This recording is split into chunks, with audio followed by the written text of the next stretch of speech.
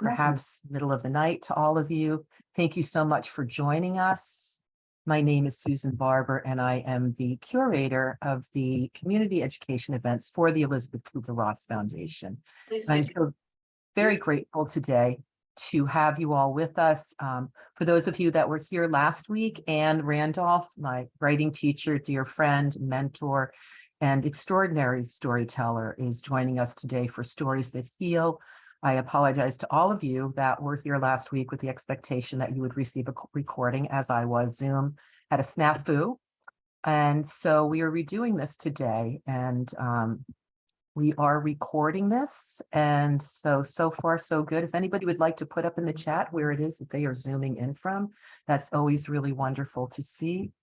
And for those of you that are unfamiliar with the foundation, I want to just begin by telling you all a little bit about the foundation.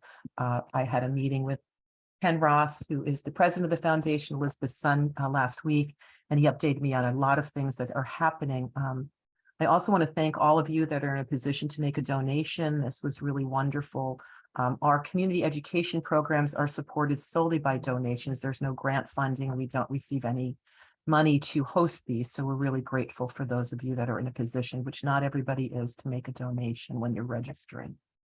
And so just a little bit about the foundation. The foundation began a year after Elisabeth died and now runs programs, collaboratives, and education offerings around the world, including, and these are some really amazing things that Ken and the people around the world are doing, developing a compassionate community program with St. Luke's Hospital in Singapore, opened this year an 18-bed respite center in Guatemala for people who have cancer that provide free services, medical services to those recovering from chemotherapy. The foundation in Singapore runs a fellowship program for medical personnel in 7 countries throughout Asia, some of the poorer countries, to be trained as palliative care and end-of-life providers. The foundation in Chile initiated the first pediatric hospice in Chile. They also started the Green Burial Movement in Mexico and co-initiated the first Latin Death Doula Conference in Ecuador last month to coordinate death doula groups across Latin America. Mexico Centro runs a death doula program in Spanish. The Foundation of Japan has offered almost 50 of Elisabeth's life, death, and transitions workshops in the last couple of years. And EKR in France now has 7 locations around France, continuing Elisabeth's mission to support death with dignity and grief support services. And though Elisabeth has been known worldwide as the death and dying doctor and the person who developed the 5 stages, Elisabeth was also a vivacious liver of life and encouraged people to live their lives as fully as possible until their last breath.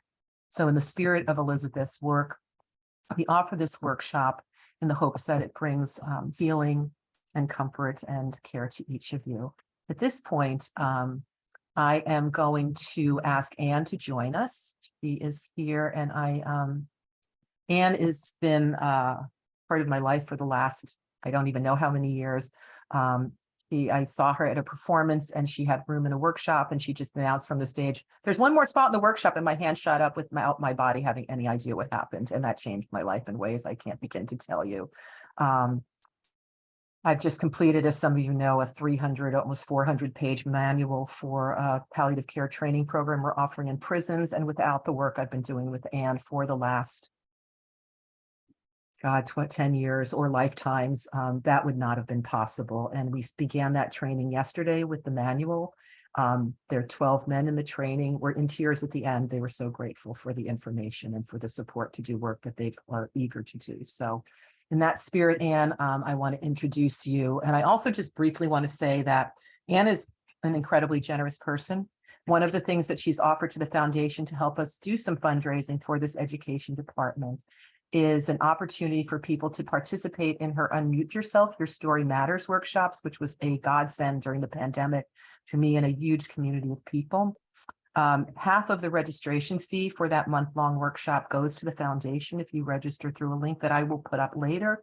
And I want to be very clear that this is not, we're not trying to shake you down for some money here, but if this workshop is meaningful to you and it gives you some support, I cannot encourage you enough to participate in the community that Ann has created at Unmute. So with that, I'm going to ask Ann to start speaking. So we switch speaker views, and it's the floor is yours, Ann, or the Zoom is yours.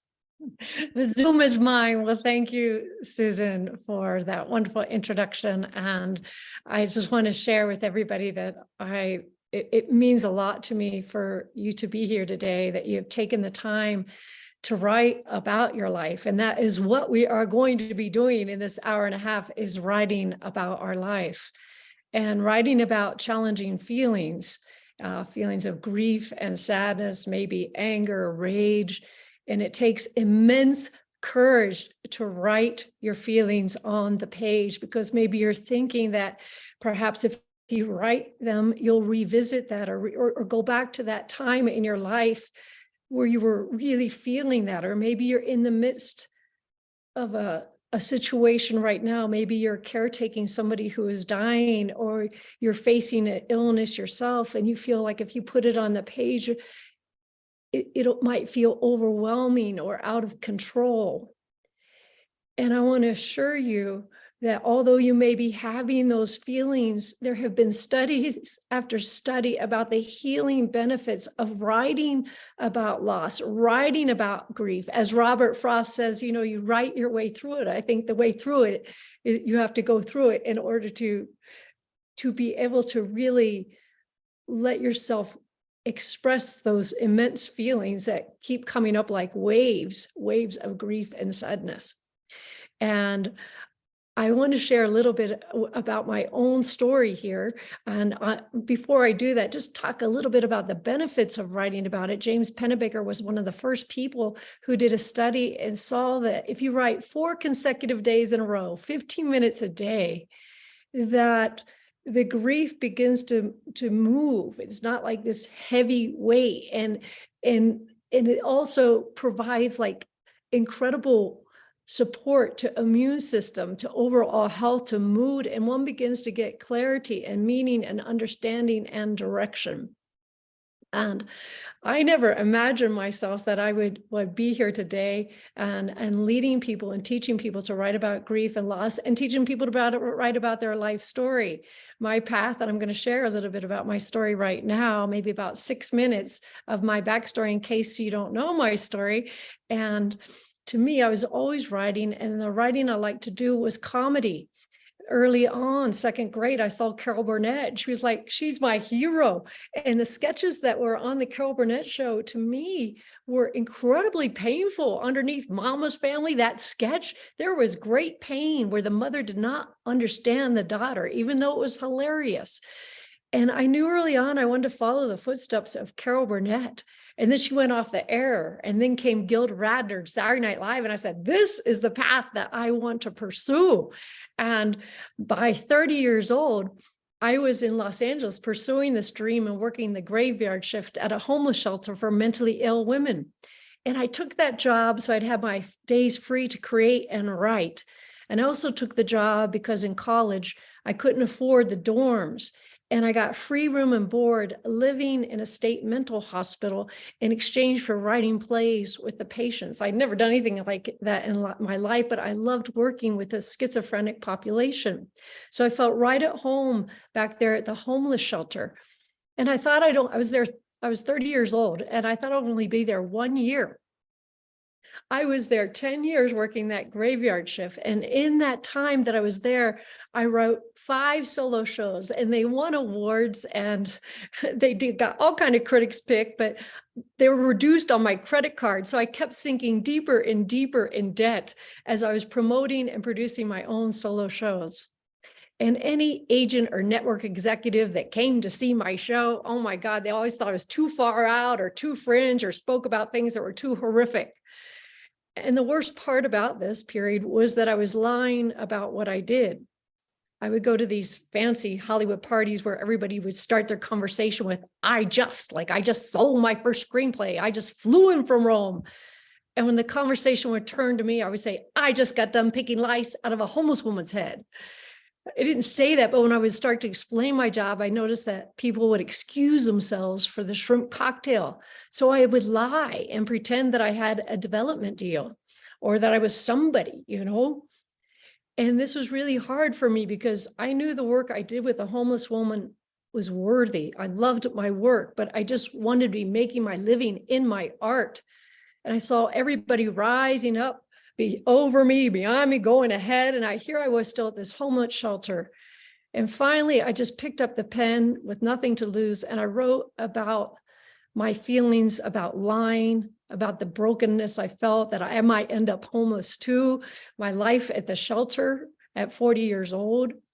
And I put up that show, and one night I look out in the audience, and there is Mel Brooks and Ann Bancroft. And Mel Brooks comes running backstage, and he goes, "Ann, you're a genius. We want to make a movie of this. We want to take this show to New York." So they option the show, and their option show means that they will produce it if I get it down to 80 minutes. So I'm at the shelter during the night and at Mel Brooks' house and Ann Bancroft during the day. After a year and a half, they say, "You're ready for New York." So I quit my shelter job at 41 years old. And I say goodbye. I'm about to open the show in New York in May when Mel Brooks calls and says, Ann Bancroft has been diagnosed with cancer.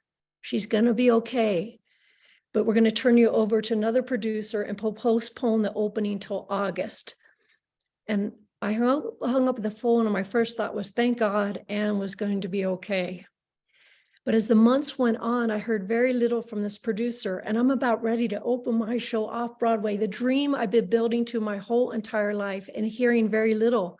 And I can't go into New York without a marketing campaign behind me and do 8 shows a week.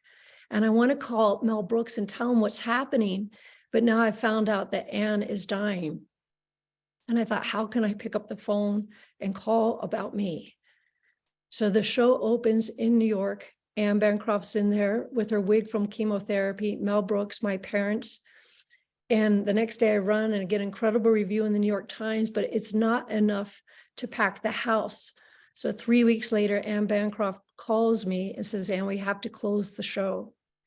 And I do my last night in New York, walk out onto 42nd Street, and I think I will never have this chance again in my life. I'm broke. What am I going to do? My parents invite me to come back home and live with them. I'm now in my childhood bedroom at 42 years old with posters on the wall, like, do what you love and the money will follow. And I'm like, fuck you. And it got worse. My dad was diagnosed with inoperable lung cancer, and my mother had a stroke and was paralyzed on one side. And it was just too much grief at one time to lose the dream, to lose the parents, to have nothing. And I remember doing this thing that desperate people do. I had received a book of poems of Rumi, and I did that thing where, like, come on, God, show me a poem. And the poem I got was, the chickpea leaps to the edge of the pot where it's being boiled. And the chickpea says to the chef, why are you torturing me? And the chef says, you think I'm torturing you, but I'm giving you more flavor, more character. Now boil some more. And when I read that, I knew that to be true about my life. With each ladle whack, my writing had become more fierce and more vulnerable. And I picked up the pen and I wrote about all this loss. And after my dad died and my mom had adjusted to life in a wheelchair, I put up that show at the Marsh in San Francisco. It ran for 2 years straight, and it won awards. I made money, but the most incredible thing was the audience. They would wait in the lobby to tell me their own story of loss and grief night after night. And then one night I thought, why do it in a lobby? Why not just do it in the theater? So one night, after taking my curtain call, I passed out pens and paper and invited the audience to stay and write about grief. And the next thing I know, this man in this Brooks Brothers suit raises his hand and he says, can I share my piece? And he stands up and he starts talking about losing his wife to breast cancer, and he begins weeping. And I see this community of strangers, and this audience of strangers become a beautiful community holding space for this man to tell his story. And I think this is it. This is what I've been meant to do my whole entire life, not just me tell my story, but create space for others to tell those stories that are really hard to tell. And when that run was over, I was in LA, and my friends greeted me with a show, at a party. And one of my friends was a jazz singer. And she goes, Ann, this next song is for you. It goes like this. There's a tavern in the town. Yay. But today they close it down. Boo. But it opens up tonight. Yay. Without a single drink in sight. Boo. All the drinks on the house. Yay. All the water you can drink. Boo. And it goes, yay, boo, yay, boo. She goes, that is your life, Ann. Yay, boo, yay, boo. And I thought, that is everybody's life. Yay, boo, yay, boo. And I've been chasing yays, but it is the boos that have transformed me. It is the boos that allow me to see that's just, I'm not alone in my grief. You're not alone. We all suffer. We all face tremendous losses. And that we are here today to help each other, walk each other home, as Ram Dass says, by sharing our stories with one another. And I think I'd like to start out right away just by writing a yay boo in the chat, just a simple exercise, maybe 1 minute to write a yay boo, and let's end on a yay boo, yay boo, yay in the chat about an event in your life. If you could trace your life, just everybody take 1 minute right now. And thank you for listening to my story just now. So 1 minute to write a yay boo, yay in chat.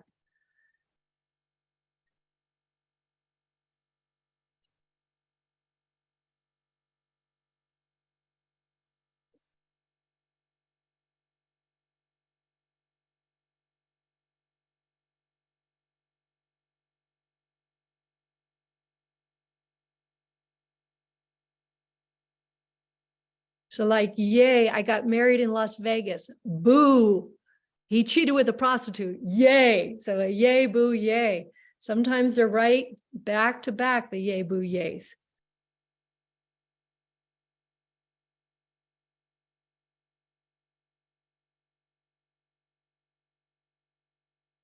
Thank you, Bian. My friend has been diagnosed with terminal cancer. Boo, I'm awake and present for this journey. Yay.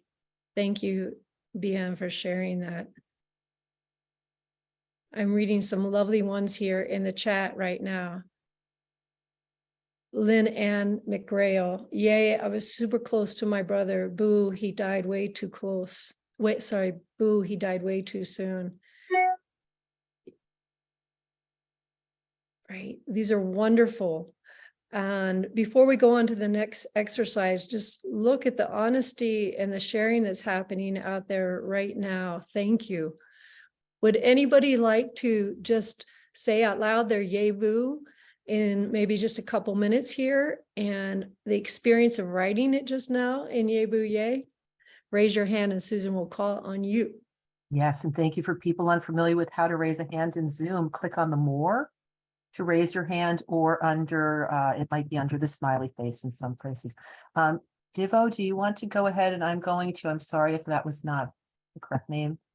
And Anne, I was going to spotlight for you and her at this part, but I'll just go ahead. Why don't you go, Divo? Okay. Unmute yourself. Okay.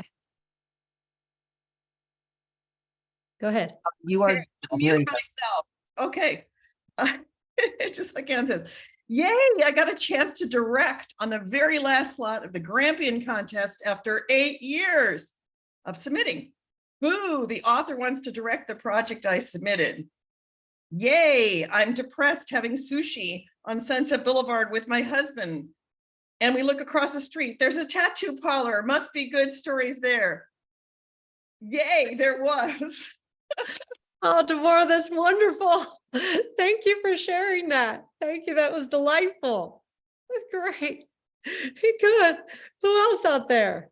Ruby, do you want to go ahead and unmute yourself? Thank you. Yes.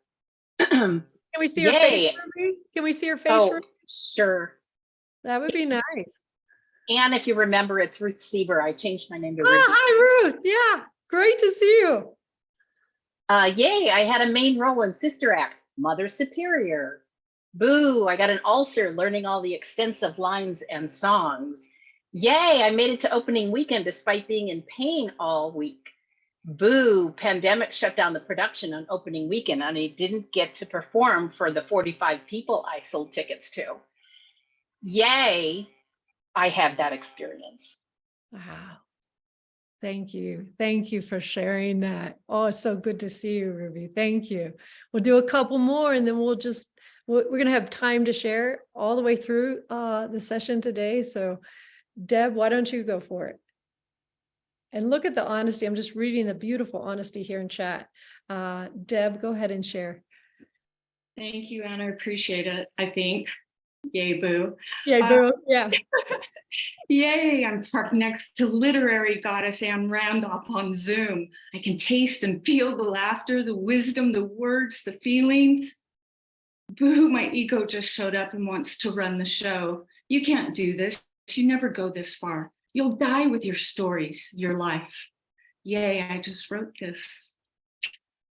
That's wonderful because, you know, you're taking, and you're speaking probably for many people, including myself, right? It takes courage, right? And just to put that pen down to the page and just trust what is coming out. And you did it. So thank you.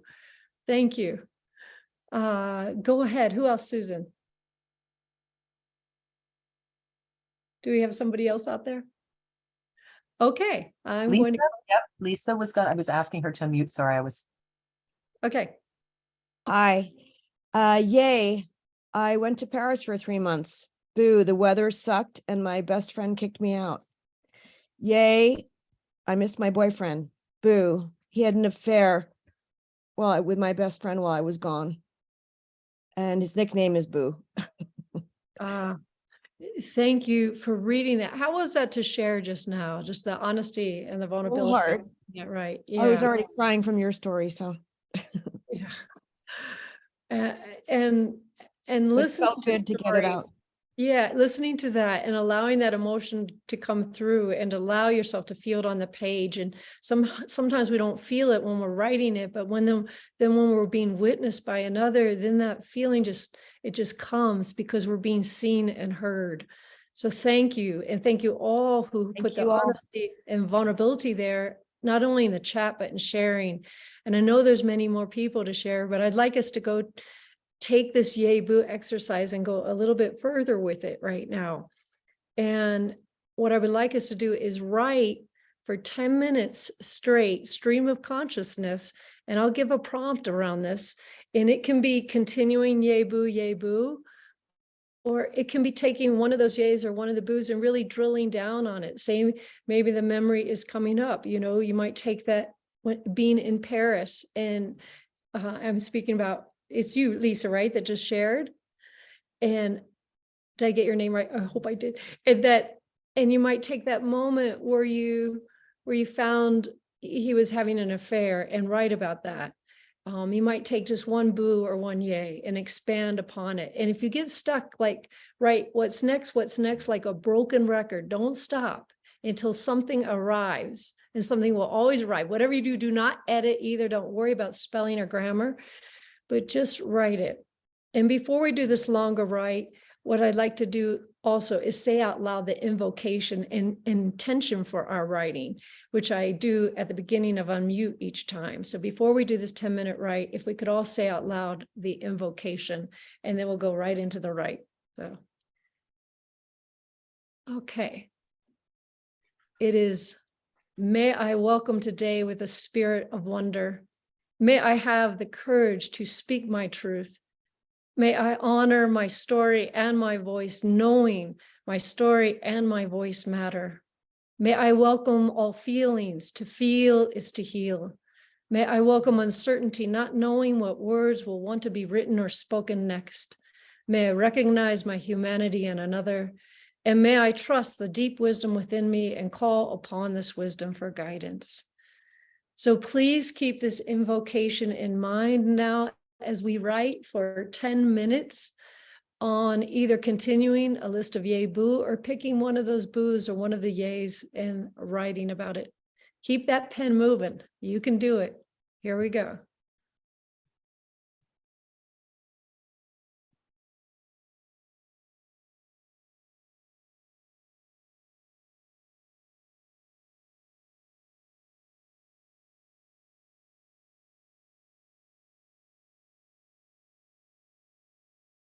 And you write this on a piece of paper or your computer, not in chat.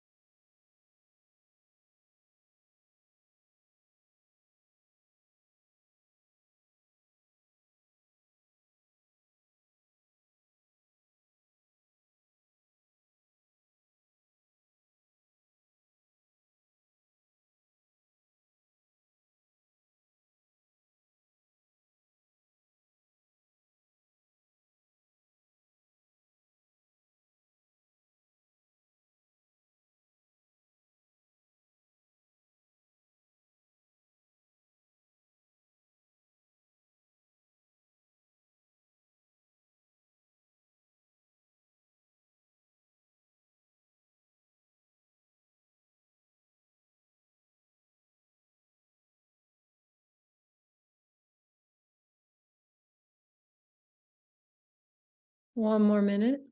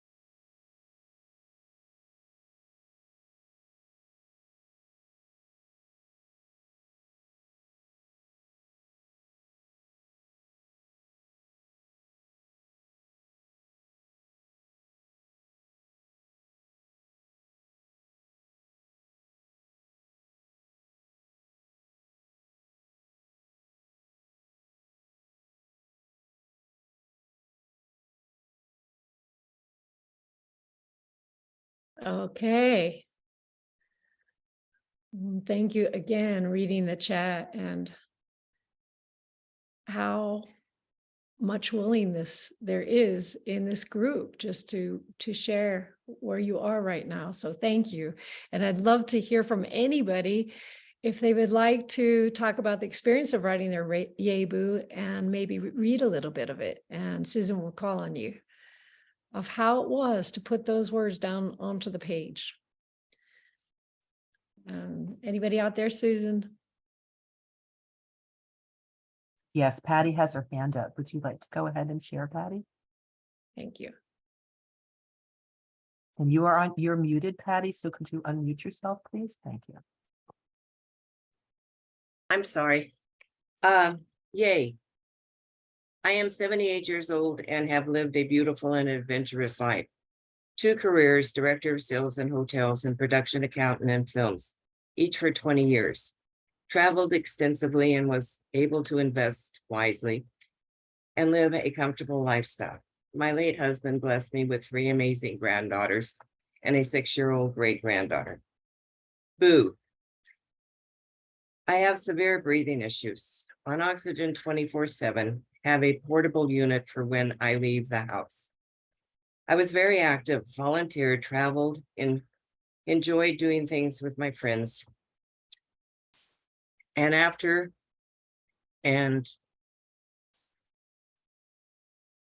is walking involved. Have to be pushed in a wheelchair now, if there's walking involved. It is so hard to accept. So lucky to have had so happy to have an incredible support system that is willing to accommodate my needs. Thank God. It's really difficult to accept and acknowledge that I need help. Still live alone, very stubborn Leo. The final chapter can be very challenging and we can only keep on keeping on. Oh, Patty, thank you for sharing that piece and just speaking so honestly about the challenge, right, of acceptance. How was that to write? Any noticings or discoveries in writing it as Yay Boo, Yay Boo? It's very emotional. I've never really sat down and been honest and written how difficult it is and how challenging it is. You know, I'm just used to getting up and walking out the garage door, getting in the car and going wherever I want to go. And you know, now everything has to be planned out. Getting ready in the morning takes, if I take a shower, it's 45 minutes to an hour. I have to have my oxygen on, my inhaler. You know, it's just a whole new lifestyle. Yeah, and that was a repeated phrase in there about accepting and then also seeing the support that is there. So thank you for the courage to write it. You're welcome. Thank you, Patty. Thank you for listening. Yeah. Somebody else out there want to share. And if there's a line, as you're hearing somebody share, don't give feedback in the chat like this person should do this or analyze that person or give them like thumbs up or anything like that. If there's something that moves you in their sharing, write that line. Just recall line. Don't give any comments other than what you appreciated about the write. Okay. Go ahead. Yep, Next. Lori, would you like to unmute yourself, please? There you go. Hi. First of all, this was just a fabulous exercise, and I thank you so much, Ann. For my yays and boos and yays, I put my my mom being free from dementia, the boo being that she's no longer here, and the yay being that we have an incredible different kind of relationship. So my understanding was just to pick one of those. So I wrote about the yay of the relationship that my mom and I have had since November 2019. And basically what I wrote about was that she loves to send me songs that either have a message, or sometimes they're just fun songs, or she'll know it's my favorite song, or it's her letting me know, I'm thinking of you. I know you've got something going on. I'm here, I'm supporting you, or whatever. And the other big thing that she likes to send me is heart-shaped things. And it could be in anything. It could be food, it could be a puddle. I mean, I just find heart shapes all over the place. So yeah, so that's what I wrote about. And it was so much fun to put that in writing, even though I do share these experiences with people and I relish it. I always thank her and I always tell her how much I love her. And actually when she sends me the songs, they always make me cry. Even if they're fun songs, I still cry. So Well, I love that that's what you chose to focus on, were these messages that you receive from her, and that you feel that thread, that you feel that communication, that you're getting infused with love from beyond. So yes. Yep. So thank you for the opportunity and the thought. I would have never thought to write about it, honestly. So Thank you. Thank you so thank much. you. Who else out there? Mari, Go ahead. can you just please unmute, Mari? That's what the finger up. Thank you. I wanted to say thank you so much, Anne, for giving us the opportunity between two islands and the river that runs through sorrow and joy, and to be able to explore that, and in a very simple little writing ritual in Yay Boo, which is positive, negative, so nice. So here's what I wrote, and I might say that I really needed to write this. Great. Beth and I were born one day apart in 1950. She in Colorado, me in DC. I enjoyed good health physically. She had a supportive family and wonderful privileges. Boo. The galactic difference was she had polio and I was tapped by the gray fairy to have deep depression. When we met in grad school in 1973 at Syracuse, my MA would be in theater, her doctorate in health. After 2 years together, we lost each other as slips of paper clipped documents often do. Let's hear a boo. But the world, the earth, the night sky had other plans for us. We found each other 10 years later in New York City. Me pursuing theater, she working at a Manhattan hospital. We never lost each other again. Boston to Albany, Albany to Boston, yay. Happy endurance. Tiny moments of silence, never sterile, never. Yay. 30 years later, boo, boo, boo, hoo. Beth detaches herself from life, from food, from the garden, from love, from reading. She shuffles to the front door, kidney failure. She shuffles to outside, kidneys are leaving. By fall, she will be dead. I think of her ocean of peonies every spring. Yay. Oh, Mari, thank you. Thank you for sharing. And as you were, I could feel every word. It was infused with how much love you had for Beth, and that in the history of that relationship in such a short little Yebu rite, and the profound honoring of her, and in hearing that. How was that to write and speak out loud here in the group? Oh, it was very hard, and I didn't Yeah. want to cry, of course, because but there was this compelling push for me to get that out, because Yeah. I've been very strong with Beth. And I'm seeing her on Friday, and but I've had to hold it together. She Yeah. doesn't want to hear me cry. She doesn't want to hear me try to help her. So it was hard, but it was such a relief. It's the first time I've expressed how I feel about my friend. Oh, Mari, thank you, Mari.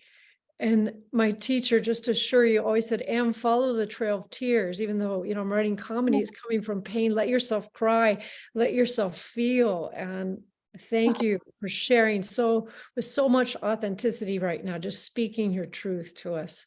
Thank you. Thank you, Anne, and thank you, group. I Yeah. felt really in the arms of comfort and trust. Right. Thank you. I think we'll do one more before we do another exercise here. And it'd be great to hear from a guy. I see Mitchell has his hand. Is it Mitchell? Mitchell's in the house. Is that right? Mitchell there is there, yes. Or is it? Yeah.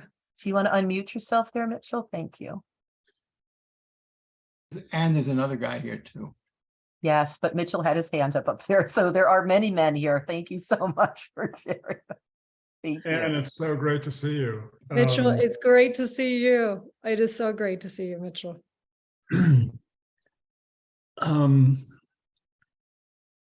My older brother died 65 years ago. I didn't expect to be as emotional as I am. Next to my dog, he was my closest family member. He was the best of us. But it's been so long, and maybe because no one talked about him, and I didn't properly mourn him, not knowing how. He doesn't seem real. Was he really there? Did that really happen? Where did he go? I remember in airports, in the people swarms, seeing his back, seeing him hurry away, almost running after him. Then no, it's not him. He doesn't exist now. Then I had the idea he moved to Denver, became a lawyer, married, had kids, still sailed now on lakes or on vacations. Then I thought he got a divorce. I wrote a little to him, hurrying away in airports. I told him what an idiot he was, how childlike, driving too fast, probably drunk. I said I couldn't respect that. I said I couldn't love someone like that. I lied because I wanted to hurt him.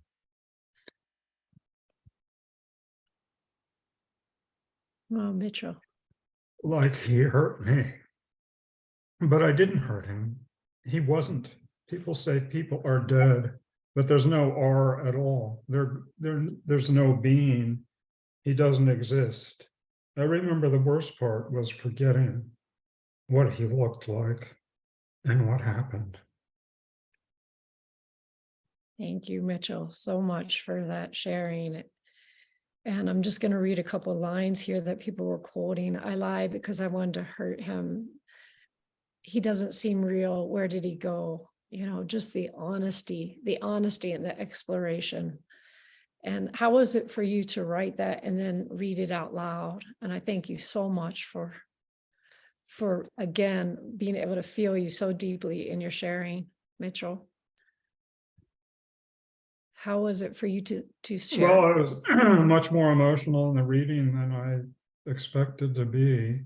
And it's good because aside from funeral when I was in 8th grade, there wasn't anyone to talk to about it. And I realized there wasn't any sort of public acknowledgement, and people I knew and nobody in the family talked about him. And so so it's good to be out there with it.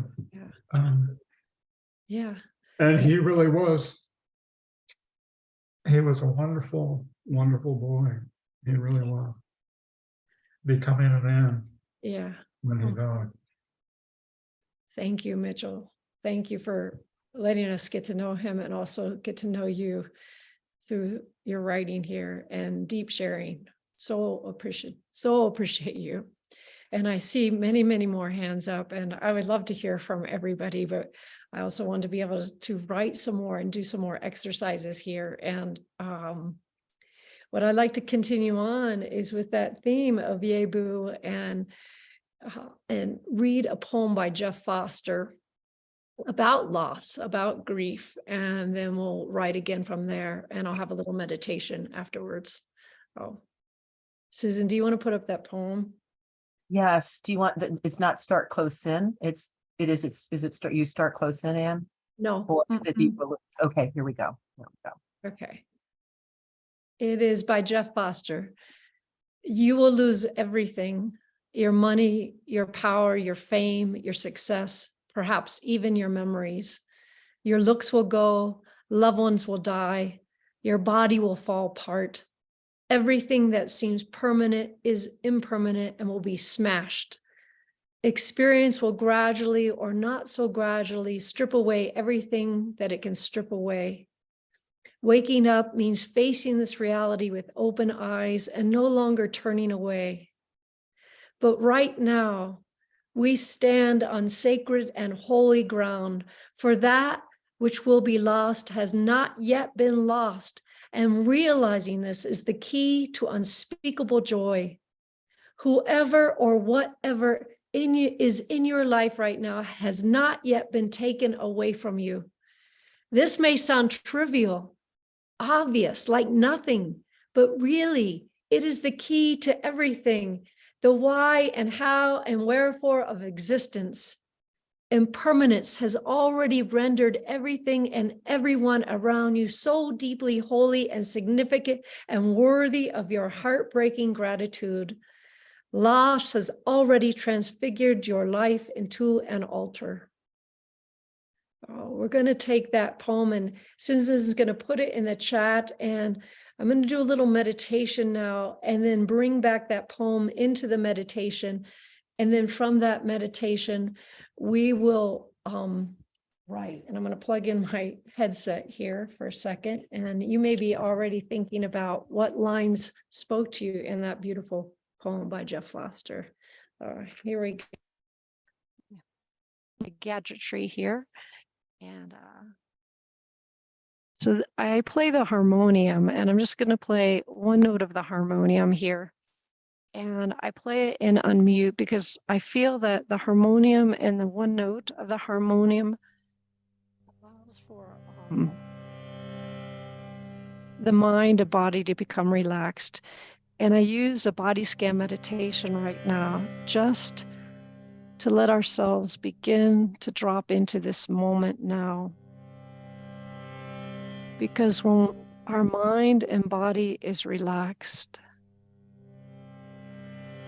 then we're more receptive to what wants to move through us and what wants to be written. So begin by just letting your body soften and melt, welcoming whatever may be arising in this moment. Rumi has this beautiful poem. This being human is a guest house. Every morning, an unexpected visitor, a joy, a meanness, a despair. Greet them at the door laughing, invite them in. They may be clearing you away for some new delight. So whatever feeling is arising in you right now, can you welcome it? And begin by just tracing your breath from the beginning of the inhale all the way to the exhale, letting go a little more with each exhale.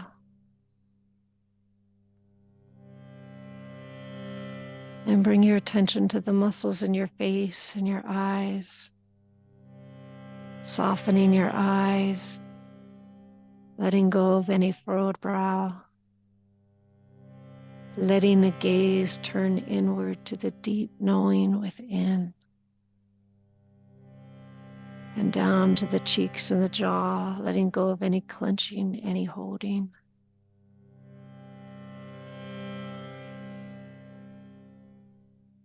And down to the neck and the shoulders, just letting the shoulders drop, feeling the pull of gravity, the weight of your body. And feel your heart. What's the quality of your heart this very moment? And can you meet yourself with kindness and compassion? And down to the belly, softening the belly. And the sit bones, feeling the place where the sit bones make contact with the chair. How you're held this very moment to be here. And down to the thighs and calves and soles of the feet. Whole body listening now. And in this place of inwardness, thinking about loss.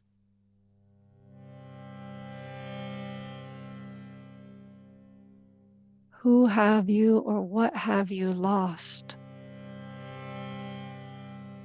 It could be a dream, it could be a friend, it could be the heartache, a divorce, a loved one, a pet, your job, your house. What have you lost? And what do you remember about this loss? What's the time of day, the season? Bring in all the elements, all the senses. Perhaps the sound in the room, the wind, the textures. Were you touching somebody? Were they touching you? What's the visual picture? If there was a snapshot of this loss. And what do you remember most about this loss? And so we're going to pick up the pen and we're going to write about this loss. Or you can write about how this loss has transfigured your life into an altar. Or you can pick any line from that poem. So here we go. Loss, writing about loss for about 10 minutes.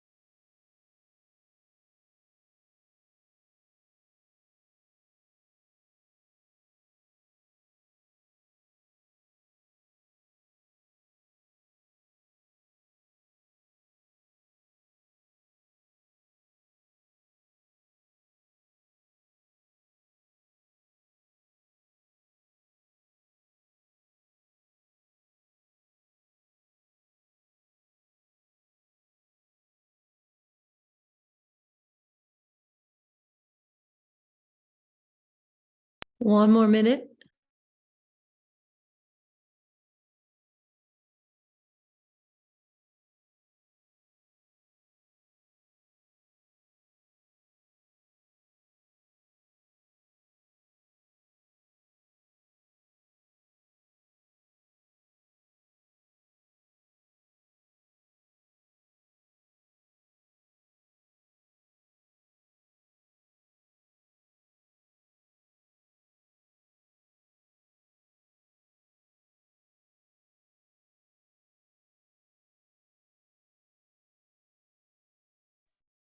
Okay.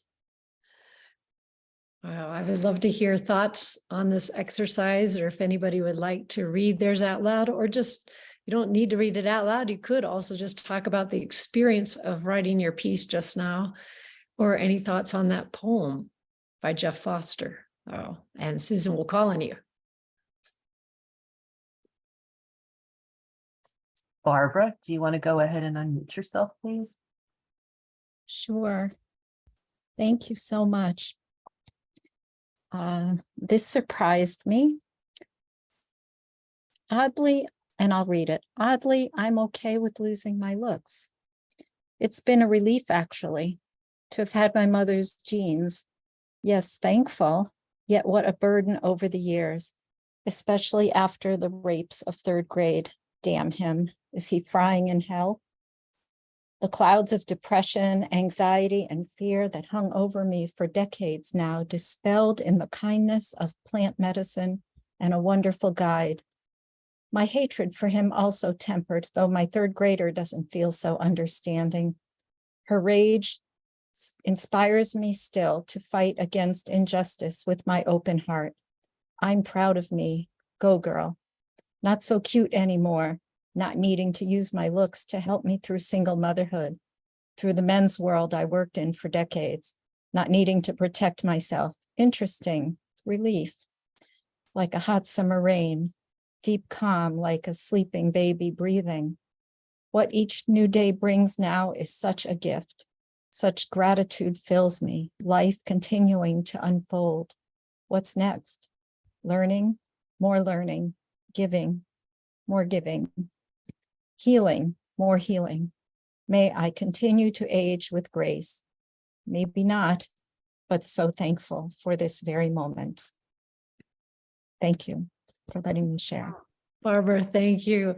You know, what struck me right away, as you said, this took you by surprise. And that's what we want when we get down to the page, right? When we're in that place, like you had no idea that was going to come out. And again, I was just pulled in right on the first line, like about looks, and then the rage the still little girl feels.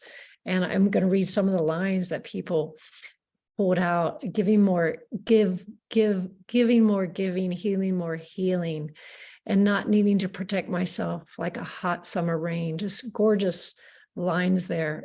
Do you want to share anything about how it was to speak that out loud? Right now, with hearing your feedback, I feel so seen and so appreciative for the comments. I know that grief heals in community, so I didn't know what would happen. Reading it out loud, I just really wanted to, and so I really thank you for the little bit of tears behind my eyes, and especially the witnessing of seeing me. So thank you. Oh, thank you. Thank you for your beautiful words. Thank you. Who else out there would like to share? Susan, we have Deb Fink okay. Deb Fink in the house. Yes. in the house. Deb, thank you for the beautiful feedback you're giving everybody too. And I love that. Yes, grief heals in community. My Go ahead. pleasure. Thank you. Thanks for doing this today. And I thought Jay was next, but maybe he's not. So I will give him a second if he wants to be, and otherwise I will read on. I don't have Jay up here in the list. Okay. I am greedy, needy, seedy, gruff. This life I am living now is rough. But actually, this is not so. My life so far has highs and lows. I'm tired, true. It's been a lot, like temperatures of cold and hot. Being human is a task, a drag, some shine, the truth, a mask, full of stories, ups and downs, sads and happies, smiles and frowns, so much work and effort, sure. Goals and wishes, dreams and fears. Never enough of time allotted, for I am always crunched, besotted, distracted, busy, rushed, dismayed, always something, little play. And yet again, that is not true. Stop all this feeling sorry for you. Your life is great and full of wonder, and also hard and stormy thunder. It is everything you see, this journey on to finding me, making time for what you love, the purpose, passions fit like glove, yet never landing, complete and done. Soon I will see the fire sun. To onward and acceptance here in this living, wild and queer. Ah, Deb, way to go. Oh my God. I was just hanging on to every word. I mean, that you just wrote that in that rhyme scheme, that rhythm, that pacing. Susan wrote one of the lines down because I was just on the ride, the wonderful ride, distracted, dismayed, little play. I mean, you're such a wordsmith, Deb. And how was that to read? Any discoveries? It's so funny because I'm so glad I'm here today, and yet I'm in a yay boo just being here because I'm putting off things I'm supposed to be doing. Yeah. And so I went with that. In the first write, I wrote about my dear old lady cat who loves to sit here and listen to you, Anne. She always comes next to me when you're talking because she's 20 and she's not going to be here forever. And then I find myself in this teeter-totter of the extremes right now.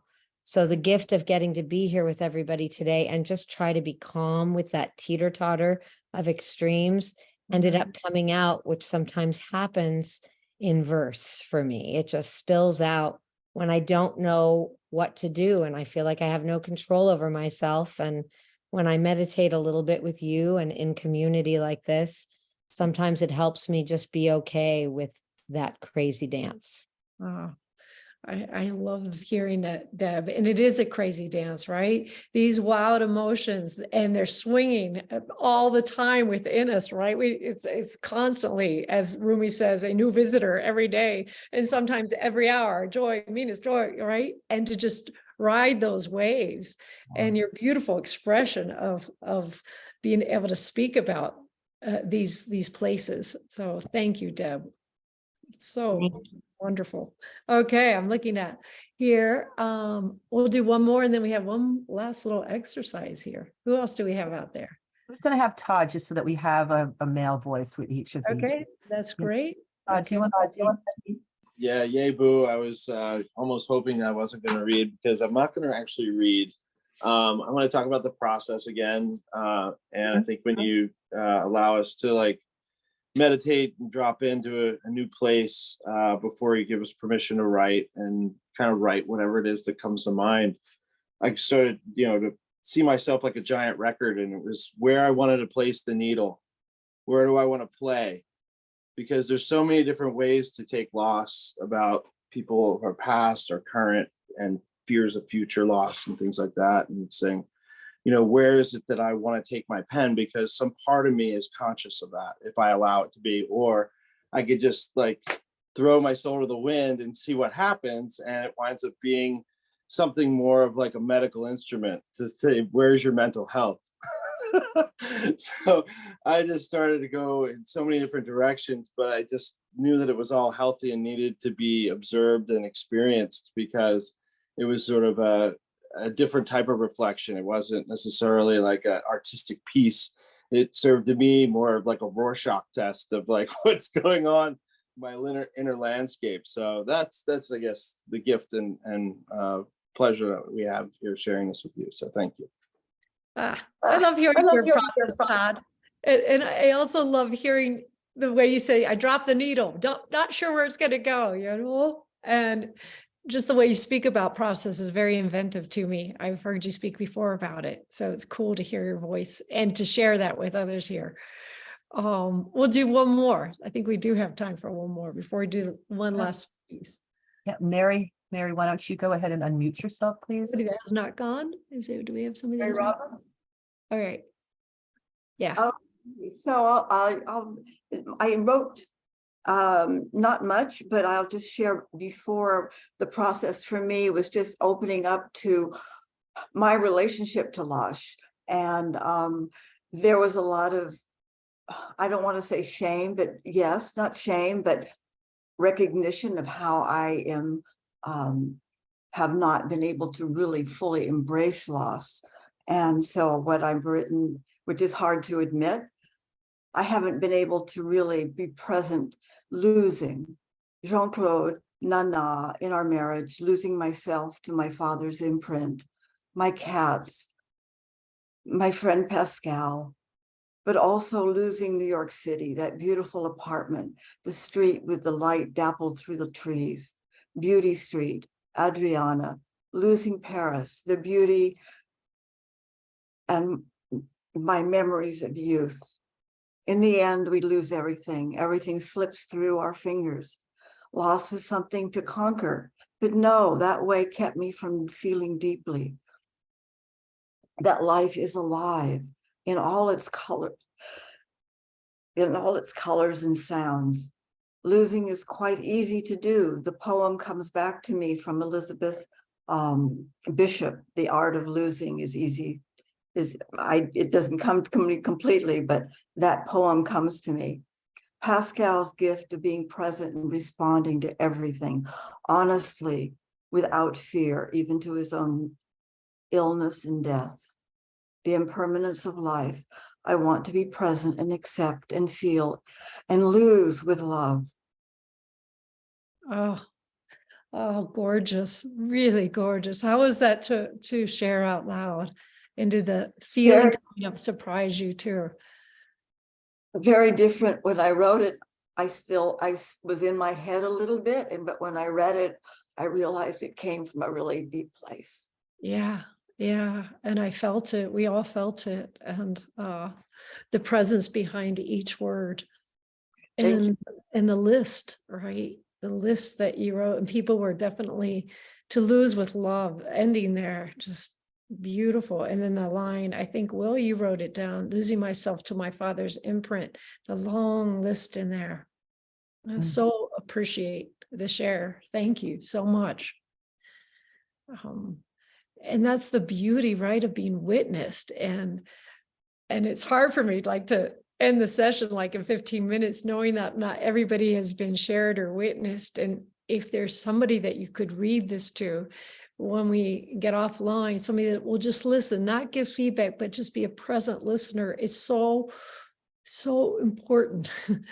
So important to be seen and to be heard. But the fact that your paper witnessed is huge too. So we're going to do one more poem here. Oh, I want to say something too about shame, because shame comes up for me every time I write. And there's this quote that I always share in Unmute, which is by Steve Allman, who says, the path to truth runs through shame. And even if you're writing fiction, it's colored with the dark ink of your own freakish secrets. And I believe that to be true. In every time I write, that shame comes up. So thank you for speaking about that.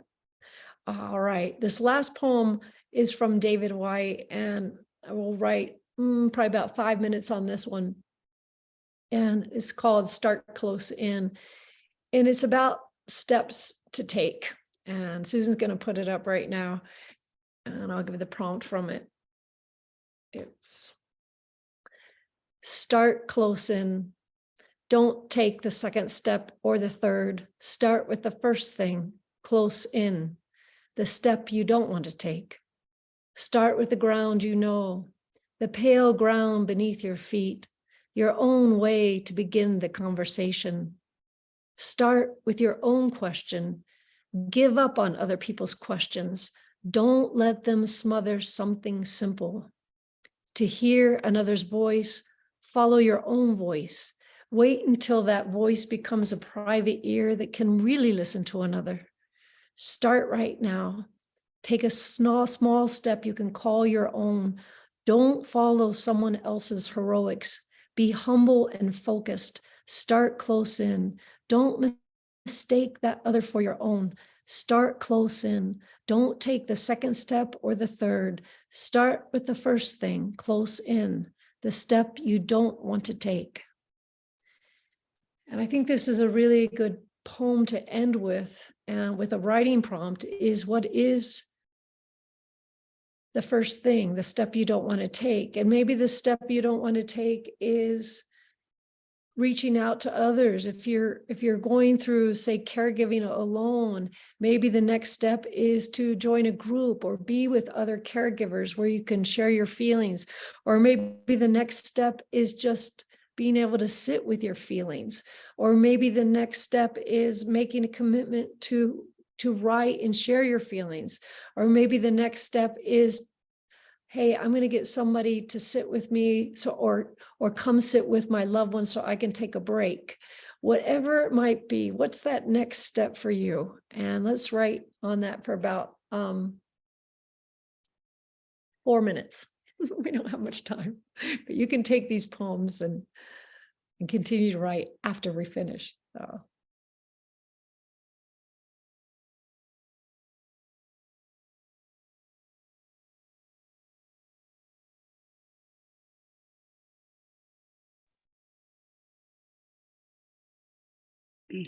Oh, never mind. No, no, no.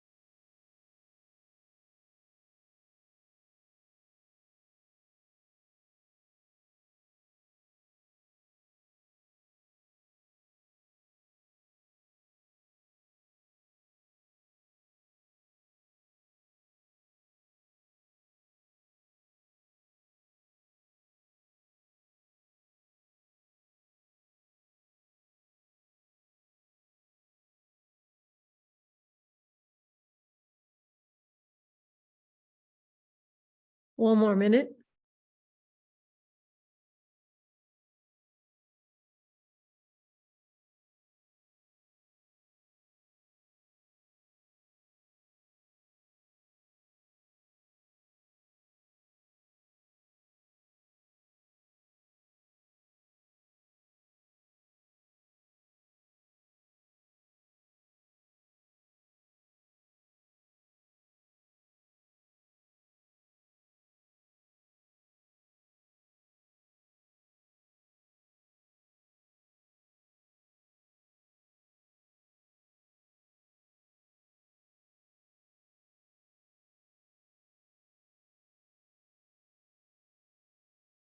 Okay, and we can come to an end. I know that was a rushed write, but I really want to just give you a taste of being able to write from 3 different prompts, 2 poems that I really, really love. And I'm going to turn it over to Susan right now before we do a closing song. Susan? Yeah, so I do want to thank everybody, and especially you. I want to thank you for being here, because last week when it became clear that the recording had not happened, I just almost had a heart attack. And Anne immediately said, we're just going to do this again then. And so many people that weren't here last week, new people, thank you for coming. Anne has offered, as I said earlier, an opportunity for people that have enjoyed this process and want to continue it to join the Unmutes class that she's going to begin on Monday. It's Monday through Friday, 9 to 10 a.m. On Wednesdays, there's at 9 to 11 a.m. where Anne is working with one of the writers from the group. Everybody has a place to post their writing and get comments on their writing. And the process is generally like this. There's a meditation at the beginning. A prompt is given. The writing time is a little longer, about 35 minutes. And then there's Q&A every day.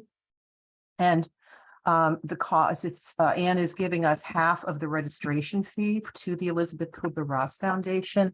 I've just put a link up that you could follow to join us, and feel free to share that if you have friends or people that you'd like to write with.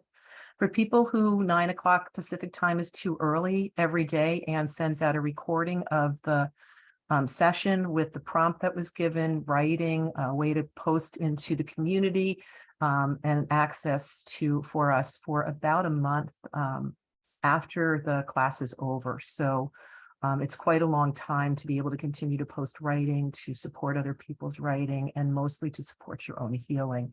Somebody said once, I thought the $169 was a lot of money until I realized that's what I pay my therapist once a week, and this therapy goes every day for a month. And I have to say, for a lot of people, that's kind of what it's like. Writing your life, you're writing into the life that you want to be living. And Anne has shown that to people over and over again. You can make a donation directly to the foundation. That doesn't, yes, that would be really good. I'll put that up in the chat as well, how you can support the foundation. And before I do that, please stay on, because I'm going to formally end. We're just about at 3:30, and I will turn off the recording. I will be sending the recording out to people via Eventbrite email. It will include the 2 poems we've used today. Some people have requested the invocation. That is something that Anne uses in her class, so I'll ask her about that before we send the email out. And it will take about 4, maybe, depends on how busy Ken Ross is right now, how quickly he can go ahead and send this out. So thank you all for being here. You will join our email list, and we are having another community conversation, Tools That Matter, with Lisa Paul, who put together the Death Deck and the EOL deck, next Tuesday morning at 10 o'clock. And I hope some of you are able to join us there. Thank you so much. And I'll be turning off the recording and staying in the room for just a couple of more minutes for those of you that would like to. I'm going to end with a song too, Susan. Oh, If that's thank you, okay. Anne.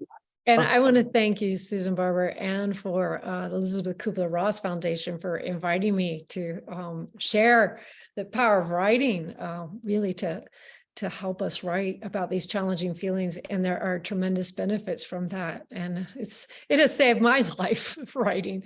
So I love being able to share it with everybody here. So thank you. And thank you, Susan.